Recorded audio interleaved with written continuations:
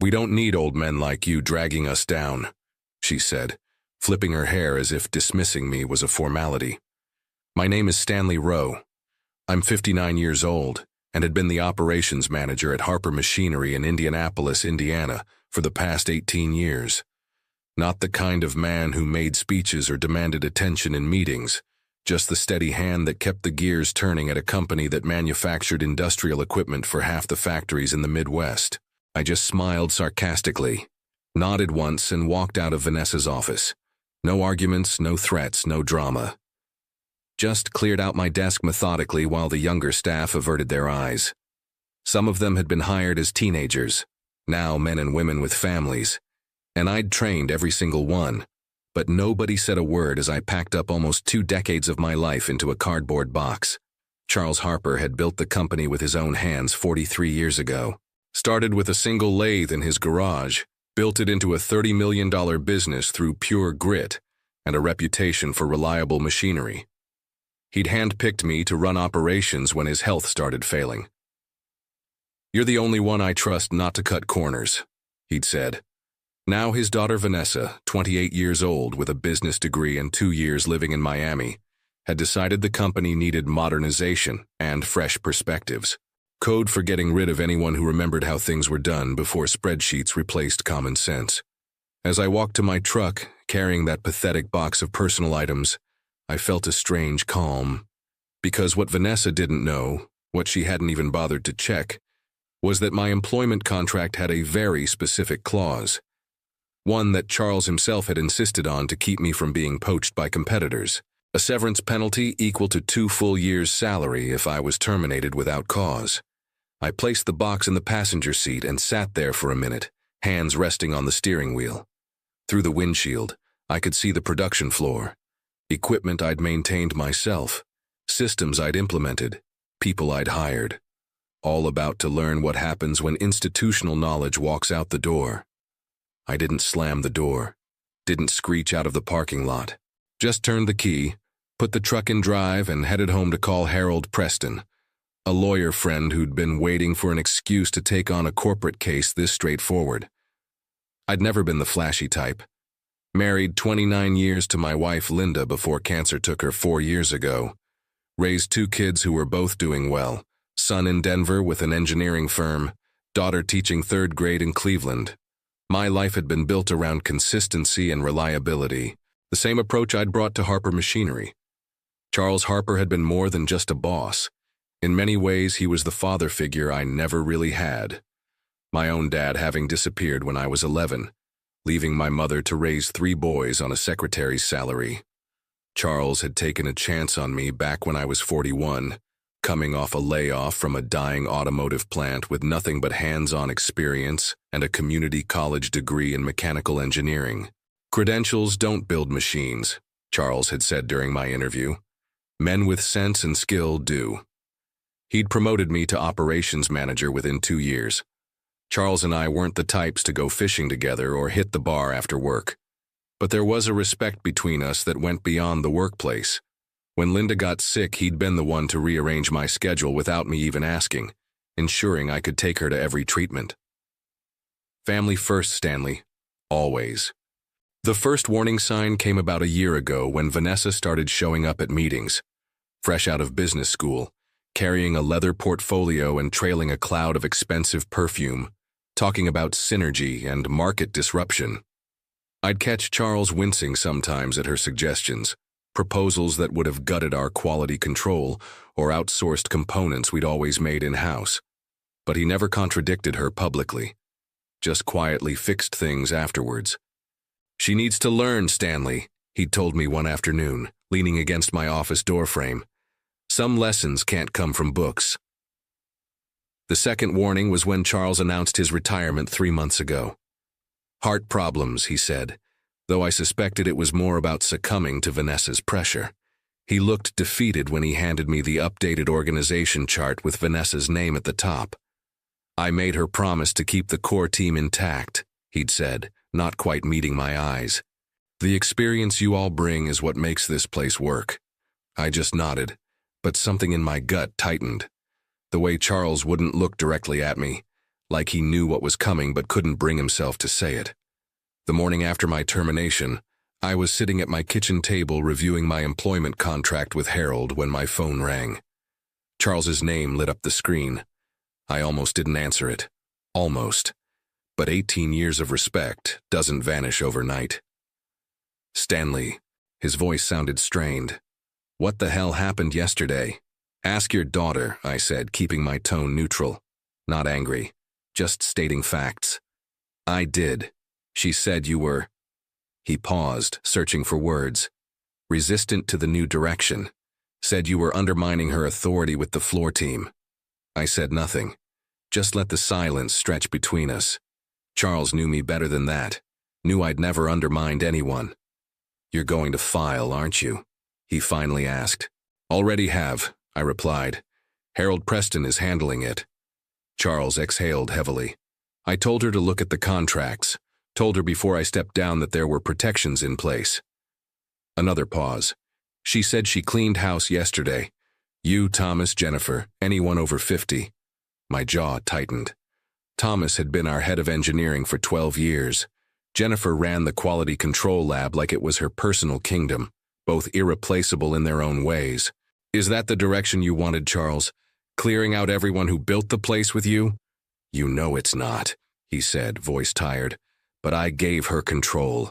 It's hers to run now. I heard voices in the background on his end. One of them distinctly Vanessa's, sharp and demanding. I've got to go, Charles said quickly. The call ended abruptly. I set the phone down and stared at my contract spread across the table. Section 12, paragraph 3. In the event of termination without documented cause as defined in Appendix C, employee shall be entitled to severance compensation equal to 24 months of current salary. Harold had highlighted it in yellow. It's airtight, he'd told me earlier. They'll either pay or we'll take them to court where we'll win, and they'll pay my fees too. I walked to the window overlooking my backyard. The maple tree Linda and I had planted when we first moved in 26 years ago now towered over the property. We'd nurtured it through 2 lightning strikes and a disease that nearly killed it. Patched it up, supported it, gave it what it needed to thrive. Something shifted inside me. This wasn't just about money anymore. It was about value, about recognizing what experience brings to the table, about respecting the foundation others built before you decided to renovate the house. I picked up my phone and called Thomas, then Jennifer.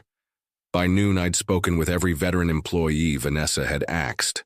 Some were shell-shocked, others furious.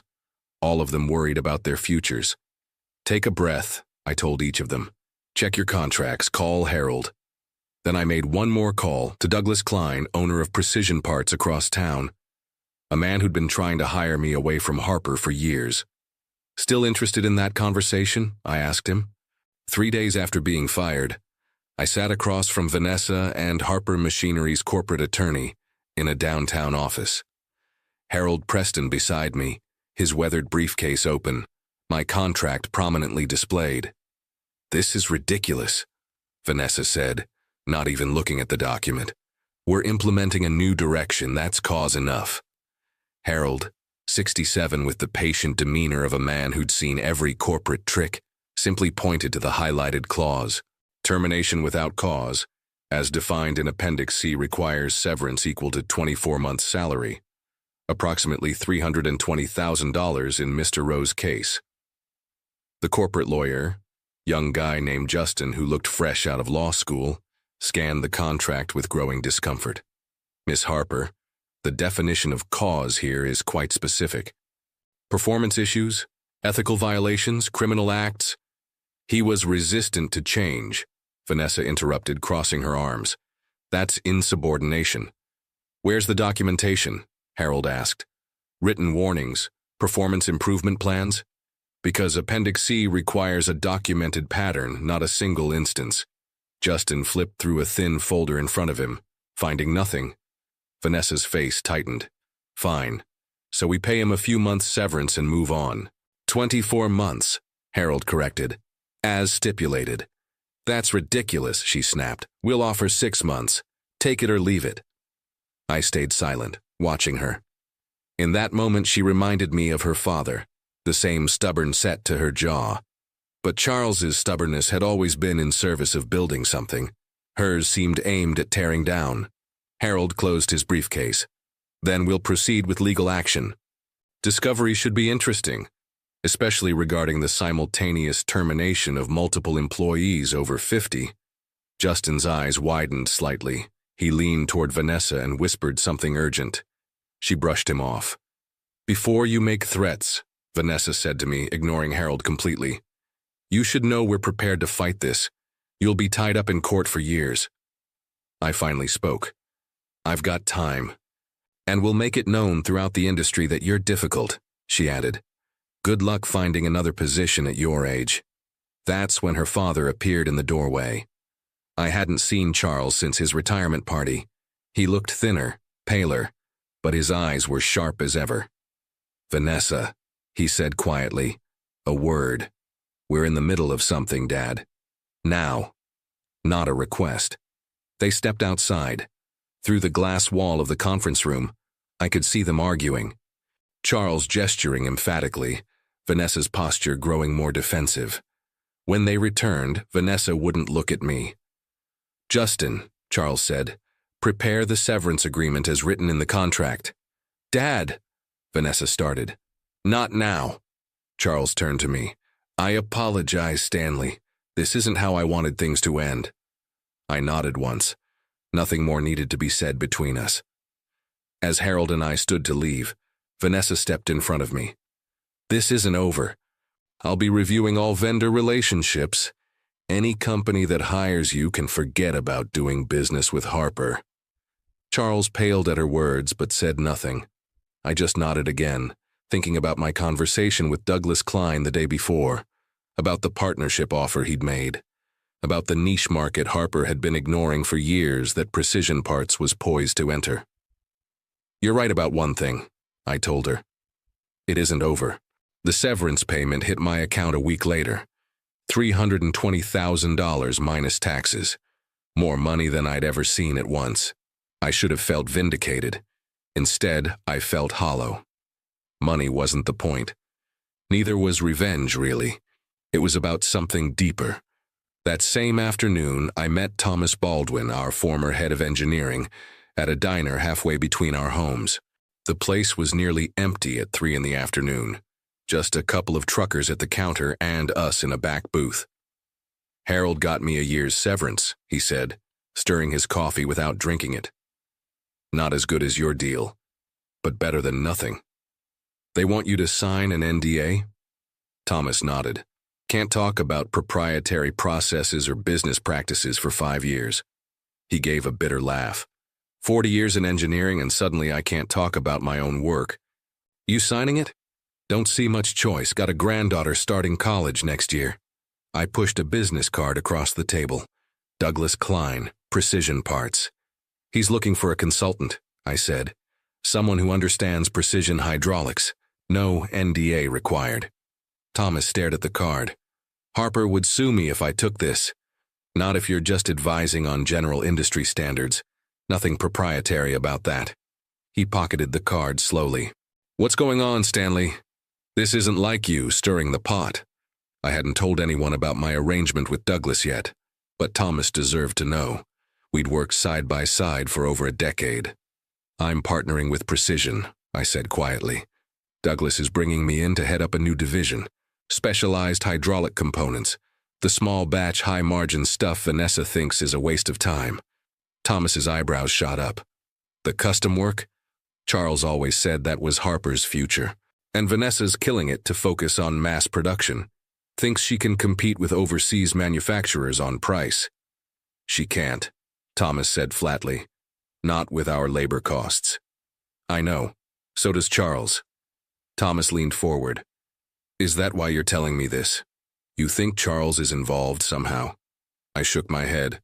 "No, but I had lunch with Jennifer yesterday. She said Vanessa's been liquidating equipment. The specialized machinery Charles bought last year for the custom work, she's already sold half of it." "That's over $2 million in equipment," Thomas said, eyes wide. "At auction prices, probably got 30 cents on the dollar." Thomas sat back, understanding dawning. She's stripping the company, converting assets to cash. I nodded. And guess who's been buying property in Miami? Jesus. Thomas ran a hand over his face. Does Charles know? I don't think so. He built that company for legacy, not liquidation. We sat in silence for a moment, both processing what this meant. Not just for us, but for the 100+ employees still at Harper, for Charles's life's work. What are you going to do? Thomas finally asked. Build something better, I said simply. Something that respects both the past and the future. With Douglas Klein? Thomas sounded skeptical. Douglas is just an investor. He's 2 years from retirement himself. Wants to back people who know what they're doing, then step aside. And let me guess, you need an engineer who understands hydraulics? I smiled for the first time in weeks. The position's yours if you want it. Once your NDA is limited to actually proprietary information, not general knowledge. Thomas studied me. This isn't just business for you, is it? It's personal. It's about value, I said. About building something that lasts. That's all I've ever wanted to do. 2 months after my firing, I sat in Douglas Klein's office, reviewing architectural plans for the new facility. The converted warehouse on the east side of Indianapolis would house Cornerstone Precision, our new venture specializing in custom hydraulic components. The name had been Thomas's idea. Build from the corners up, he'd said. That's how you make something that lasts. Douglas, a barrel-chested man with a full white beard and perpetually rolled-up sleeves, spread the supplier contracts across his desk. Machine shops confirmed, he said. They can deliver the first 5 units by next month. And the CNC programmer? Starts Monday. Douglas gave me a knowing look. Former Harper employee. Said you recommended us. I nodded. Jason Wright had been at Harper for 6 years, brilliant with computer modeling, criminally underpaid. Vanessa had cut his department's budget by 30% while doubling her own salary. He'd quit 2 weeks ago. How many does that make now? Douglas asked. 7, I replied. All top performers. Douglas whistled low. Harper's losing talent fast. People follow good leadership, I said. Vanessa's not providing it. My phone buzzed. A text from Jennifer, still working in Harper's lab but feeding me information. With her retirement 3 years away, she couldn't afford to leave, but she could certainly keep her eyes open. The message contained a photo of an internal memo. Production delays. Quality control issues. 3 major clients threatening to pull contracts over missed deadlines. I showed it to Douglas, who adjusted his reading glasses to see better. Just as we predicted, he said. The brain drain's affecting output already. I pocketed my phone, feeling no satisfaction in the news. Harper employed families I'd known for years. People with mortgages, kids in college, parents in nursing homes. Their suffering wasn't my goal. We should reach out to Midwest Manufacturing, I said, referring to one of Harper's biggest clients. Let them know we'll be operational in 60 days. Douglas nodded, making a note. Already scheduled a meeting for next week. Their purchasing manager's eager to talk. I stood and walked to the window overlooking the warehouse floor below. Workers were installing the first pieces of equipment, the bones of something new, something built on respect for experience and innovation alike. My phone rang, Charles Harper's name on the screen. I should take this, I told Douglas, who nodded and stepped out, closing the door behind him. Charles, I answered. Stanley. His voice sounded tired, defeated. We need to talk. I'm listening. A heavy sigh. I know what you're doing. The new company. The Harper employees you're hiring away. I said nothing. It wasn't illegal, wasn't even unethical, just business. I'm not calling to ask you to stop, Charles continued. I'm calling to ask for your help. That caught me off guard. What kind of help? The kind that might save what's left of my company.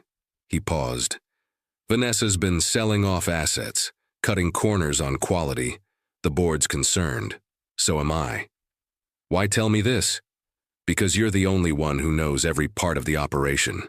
The only one who might see a path forward. Another pause. And because I should have listened to you months ago when you warned me she wasn't ready. I closed my eyes.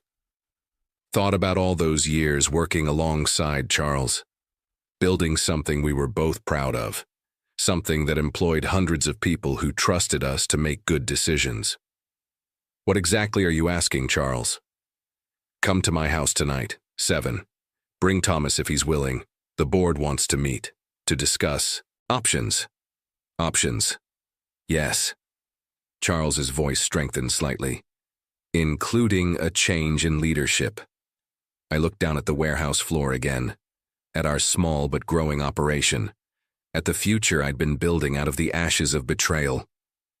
I'll be there, I said finally, but I'm not promising anything. Fair enough. Relief evident in his voice. And Stanley? Yes? Thank you. For still taking my calls. 6 months after being fired, I stood in the back of Harper Machinery's main conference room. The quarterly all-hands meeting had just been called to order, with Vanessa at the head of the table, flanked by her new executive team, most under 35, all looking nervous. I wasn't supposed to speak until the end. That had been the agreement with the board. Let Vanessa present her quarterly results first.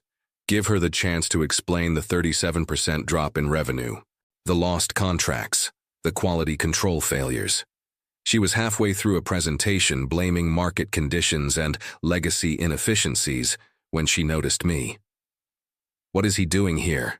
she demanded, pointing in my direction. Charles, sitting quietly among the board members, nodded to the chairman who stood. "Vanessa," the chairman said, "the board has reached a decision regarding the company's leadership." Her face went white. "You can't be serious." "Stanley," the chairman continued, turning to me, "would you like to explain the new arrangement?" I stepped forward, holding a folder. The same one Harold had prepared for my severance 6 months earlier, but with very different contents now. "Harper Machinery is merging with Cornerstone Precision," I said, my voice steady. "The board has approved the acquisition agreement this morning." Vanessa laughed sharply. "This is absurd. I'm the majority shareholder." "No," Charles said, standing slowly. "You hold 20%. I maintained 51%, which I've now voted in favor of the merger." I slid the folder across the table to her. "Cornerstone will absorb Harper's custom hydraulics division. The rest will continue under new leadership." "My leadership," Thomas said, stepping in from the doorway. Vanessa flipped through the documents, her hands shaking. This is business," I finished for her. "Nothing personal." A year after the merger, I stood in the expanded production facility that now housed both Cornerstone Precision and Harper Custom Hydraulics. Workers moved efficiently between stations, the rhythm of machinery creating a symphony of productivity I'd missed during my months away. Charles joined me on the observation platform, leaning heavily on his cane. His health hadn't improved, but his spirit had. Watching the company thrive again had been the best medicine. "Quarterly numbers came in," he said, handing me a report. "Best in 5 years." I nodded, scanning the figures. Profit margins up. Employee retention stabilized. 3 new patents filed. "Vanessa called yesterday," Charles said quietly. "From Miami." I raised an eyebrow but said nothing. After the merger, she'd taken her settlement and disappeared. No goodbyes, no apologies. "She's starting a consulting firm," he continued. "Asked if I'd invest." "Will you?" Charles shook his head. "Told her to come back to Indianapolis first. Learn the business from the ground up. The way I did. The way you did. And..." She hung up. He smiled sadly. But she called back this morning, asked if the offer still stood. Below us, I watched Jason training 2 new programmers on our latest system. Jennifer in her lab coat, inspecting components with her characteristic precision. Thomas at a workstation, sketching a design modification by hand before transferring it to computer. Experience and innovation working side by side, not in conflict, not one replacing the other, but building something stronger together. "You know," Charles said, "when I wrote that severance clause in your contract, I never imagined how it would turn out. I smiled. Neither did I. We stood in comfortable silence, watching the company we'd both helped build continue to grow. Some lessons are expensive. But the ones that stick, the ones that change how we see the world, those are always worth the price.